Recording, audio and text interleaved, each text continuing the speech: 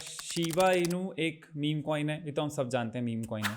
अब meme coin क्या होता है? मीम कॉइन में जनरली हम उसे मीम कॉइन इसलिए बोल देते हैं, एक्चुअली पूरा रिवॉल्यूशन शुरुआत डोज से ही हुई थी, ठीक है। और डोज का जो प्रोफाइल पिक्चर थी वो एक जो डॉगी वाला जो मीम है वो ही था। शीबा जो प्रो यही। हाँ, शीबा जो पूरा प्रोजेक्ट स्टार्ट हुआ वो एज अ डोज कॉइन का कंपेटिटर स्टार्ट हुआ था, ठीक है। और इसी के साथ साथ उन्होंने काफ़ी सारी चीज़ें जो सिमिलर थी वो बिटकॉइन से भी सिमिलर रखी थी। जैसे बिटकॉइन का एक अनोनिमस को फाउंडर है सतोशी, वैसे ही शिबा का एक अनोनिमस को फाउंडर बन गया था, उसका नाम था रियोशी, RYOSHI, रियोशी, ठीक है। तो ये, और आप अगर आप शिबा इनू की इकोसिस्टम में एक्टिव हैं तो आप वहाँ पे ये चीज़ देखेंगे कि वहाँ पे सारे जितने भी टर्मिनोलॉजीज़ हैं वो डॉग से रिलेटेड ही हैं। जैसे आसान भाषा में शीबा वैसे तो यूटिलिटी टोकन है कहने को, ठीक है, और उसके अपने इकोसिस्टम में बहुत सारी यूटिलिटीज़ हैं। अगर उनका जो डिसेंट्रलाइज एक्सचेंज है उसमें फ़ीस पे होती है तो वो शिब में पे होती है। लेकिन उसी के पैरेलल एक और उनका टोकन चलता है जिसको हम कहते हैं बोन। बोन उनके इकोसिस्टम का गवर्नेंस टोकन है। अब गवर्नेंस टोकन क्या होता है कि ब्लॉकचेन में ऐसा होता है कि कभी भी कोई डिसीजन लेना होता है तो उसका प्रपोजल बनता है, ठीक है, और उस प्रपोजल पे वोटिंग होती है। अब वो वोटिंग कौन कितनी कर पाएगा वो इस बात पे डिसाइड होता है कि आपके पास वो गवर्नेंस टोकन का शेयर कितना है। आपके पास जितने ज़्यादा वो गवर्नेंस टोकन होंगे उतना ज़्यादा आपका वोटिंग का शेयर बनेगा। शिबा एक ऐसा प्रोजेक्ट था, मुझे याद है जब शुरू हुआ था तो उनके कोफाउंडर्स ने करीब 1,000 ट्रिलियन शिबा टोकन्स बनाए थे। इसलिए आप आज के टाइम पे शिबा का प्राइस देखोगे वो हमेशा 0.0000 कुछ डॉलर्स रहता है ना। तो उन्होंने जब वो प्रोजेक्ट बनाया था उसी टाइम पे आधा जो उनका सप्लाई था यानी 500 ट्रिलियन शिबा टोकन्स उसको एक वॉलेट में डिपॉजिट करके उसकी प्राइवेट की खो दी, कि मतलब हम इसको ख़त्म कर देते हैं ताकि उन 500 ट्रिलियन टोकन्स को कोई एक्सेस ही ना कर पाए। जब उन्होंने ऐसा किया था तो इसकी बहुत ज़्यादा हलचल बनी थी। इसी के साथ साथ उन्होंने बहुत ही ज़्यादा अमाउंट, मतलब कुछ 100 या 200 ट्रिलियन, मेरे को एग्जैक्ट नंबर याद नहीं है, इतने टोकन्स विटालिक जो इथीरियम का कोफाउंडर है उनके वॉलेट में भेज दिए थे। अब शिबा इनू आज के टाइम पे जो प्रोजेक्ट चलता है वो इथीरियम ब्लॉकचेन पे चलता है ना। और विटालिक का पब्लिक ब्लॉकचेन एड्रेस क्या है वो तो ब्लॉकचेन पे विजिबल है, ठीक है। विटालिक ने पहले भी बहुत बार अपने ट्वीट्स में हर टाइम पे शेयर किया है ना।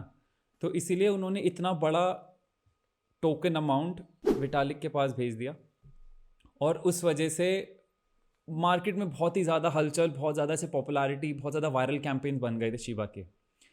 मेरे ख्याल से इंडिया में शिबा सबसे ज़्यादा फेमस तब हुआ जब कोविड-19 आया था।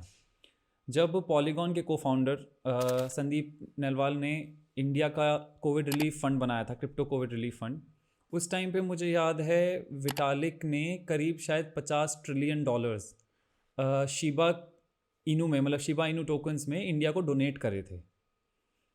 और इसी के साथ साथ हमने ये भी देखा था कि मतलब डोनेशंस तो सारी क्रिप्टो करेंसीज में आ रही थी, है ना। लेकिन इंडिया में शिबा की पॉपुलैरिटी दो कारण से बन गई। पहला कि इतनी हाई, मतलब मिलियंस ऑफ डॉलर्स की डोनेशन इथीरियम के को-फाउंडर से इंडिया में आ रखी है, पहली चीज़। और दूसरी चीज़ ये, शुरुआत में जब शिवा के वायरल कैंपेन्स चल रहे थे तो प्राइस मूवमेंट्स, प्राइस एस्केलेशन बहुत ही ज़्यादा हुए थे। आपको अगर याद होगा 2021 की बात है शायद, हर जना कह रहा था उन्होंने शिवा, मतलब शिव में पता नहीं कितने ही 1000% रिटर्न्स बना लिए हैं। ये सारे उस प्रोजेक्ट के अर्ली अडॉप्टर्स थे।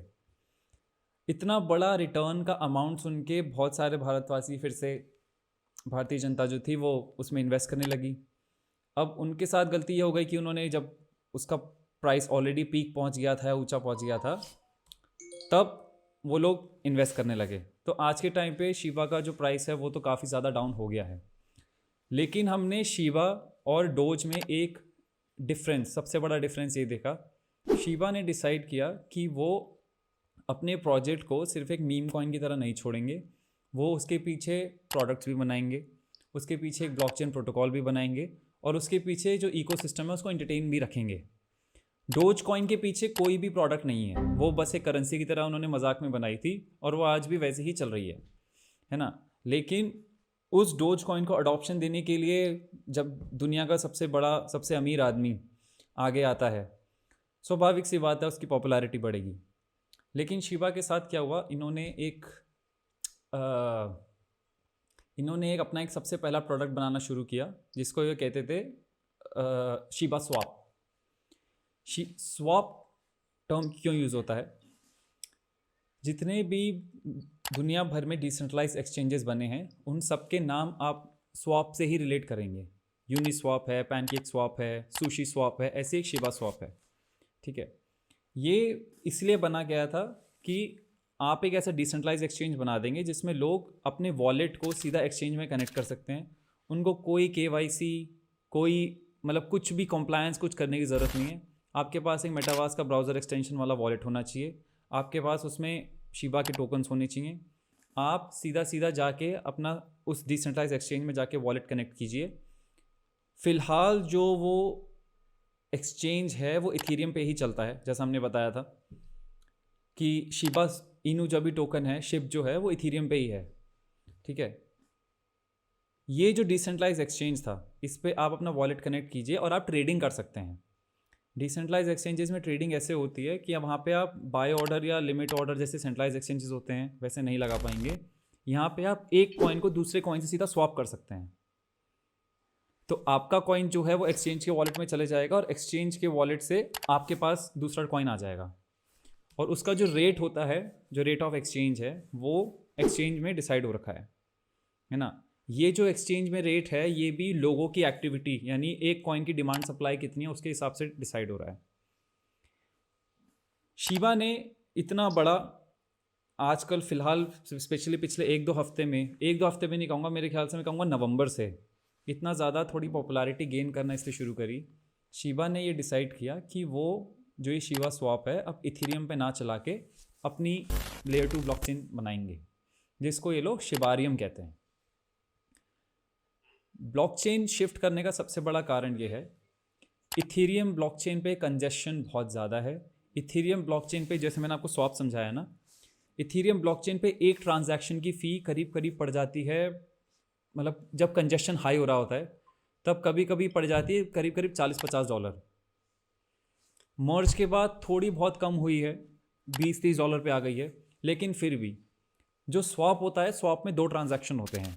पहला ट्रांजैक्शन ये जब आपने जो आपका टोकन है वो एक्सचेंज के वॉलेट में गया, और दूसरा ट्रांजैक्शन है जो वॉलेट के एक्सचेंज के वॉलेट से आपके पास टोकन आया। तो यहाँ पे 2 ट्रांजैक्शन हो गए।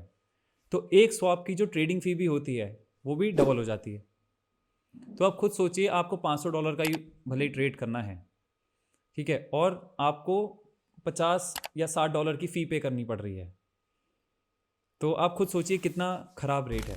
देखिए, मैं खुद पर्सनली मैं किसी और का इन्वेस्टमेंट एडवाइस नहीं दूंगा, मैं ये बताऊंगा मैं क्या कर रहा हूँ। ठीक है, हम फाइनेंशियल एडवाइस नहीं देते, सरकार बहुत लफड़े करती है। हाँ, मैं बताता हूँ मैं क्या करूँगा। देखिए, मैं पर्सनली थोड़ा सा अमाउंट तो शिबा में इन्वेस्ट अब करूँगा। मैंने आज तक शिबा में इन्वेस्ट नहीं किया था। मुझे शिबा इनू इतना सब्सटैंशियल और इतना सिग्निफिकेंट प्रोजेक्ट नहीं लगता था, क्योंकि मैं क्रिप्टो से ज़्यादा ब्लॉकचेन वाला बंदा हूँ। ठीक है, और मुझे अगर प्रोजेक्ट में इन्वेस्ट करना है तो मुझे उसके टोकन और उसके प्रोटोकॉल, मेनली उसके प्रोटोकॉल का अडॉप्शन चाहिए। अब जैसे पॉलीगॉन है, पॉलीगॉन की ब्लॉकचेन रेडिट, इंस्टाग्राम, पता नहीं बड़ी बड़ी चेन्स यूज़ कर रही हैं। पोल्काडॉट की ब्लॉकचेन है, उसमें इतनी सारी और ब्लॉकचेन्स बनी हुई हैं और उसमें इतने सारे प्रोडक्ट्स आ रहे हैं। डीफाई टोकन्स हैं, NFT मार्केट प्लेसेस हैं, बहुत सारे हैं। ऐसे अल्गोरैंड की ब्लॉकचेन है, सोलाना की रही है। मुझे पर्सनली ये ब्लॉकचेन प्रोजेक्ट बहुत पसंद आए हैं क्योंकि इनकी डेवलपर एक्टिविटी ज़्यादा है, इसमें इतने सारे डेवलपर्स काम कर रहे हैं, डीफाई लोग प्रोजेक्ट्स काम कर रहे हैं, वगैरह वगैरह। शिबा इनू, शिबा स्वैप के हटा के उससे पहले सिर्फ एक मीम कॉइन ही था, जैसा कि हम जानते हैं, राइट। अगर शिबा इनू शिबारियम लॉन्च करता है, शिबारियम लॉन्च करने से वो अपना एक ब्लॉकचेन इकोसिस्टम की शुरुआत कर रहा है।